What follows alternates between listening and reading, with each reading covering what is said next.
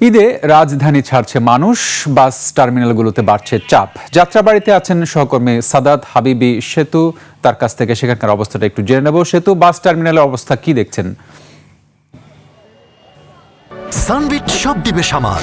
Sunbit magic press dishwashing এর মাথা ঘোরানো সলিউশন।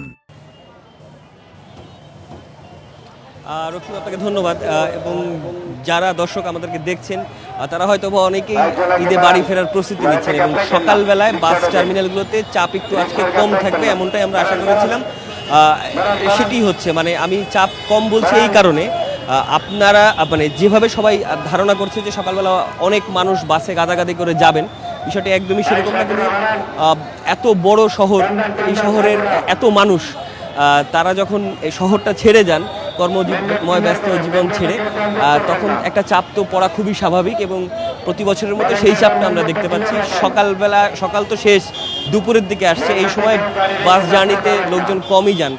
আমরা ট্রেনে দেখেছি, ট্রেনেও বেশ মানুষ রয়েছে, বাসে মানুষ রয়েছে, কিন্তু উপচে পড়া ভিড় যে শব্দটা ব্যবহার করা হয় ঠিক সেটা আসলে বলা এখনও যাচ্ছে না। আমি সিলেট অর্থাৎ দেশের পশ্চিমাঞ্চল পূর্বাঞ্চলের যারা যাত্রী তাদের এখানকার যে কাউন্টারগুলো যাত্রাবাড়িতে, সেখানে কথা বলেছি।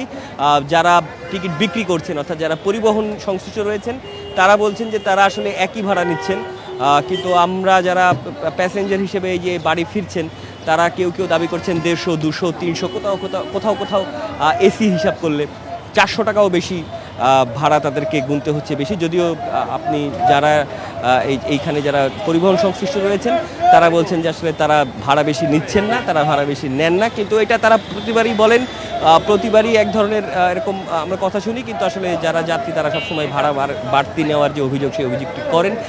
হতাশার একটা খবর জানাতে চাই, সকাল পর্যন্ত আমি অন্ততপক্ষে যাত্রাবাড়ির এই স্টেশনটায় কোনো ধরনের সরকারি মনিটরিং, ভাড়া ঠিকমতো বেশি নেওয়া হচ্ছে কিনা বা এগুলো তদারকি করার জন্য অন্ততপক্ষে কোনো কর্তৃপক্ষকে দেখতে পারি নাই। রক্তিম, অসংখ্য ধন্যবাদ। সাদাত হাবিবি সেতু ছিলেন যাত্রাবাড়িতে।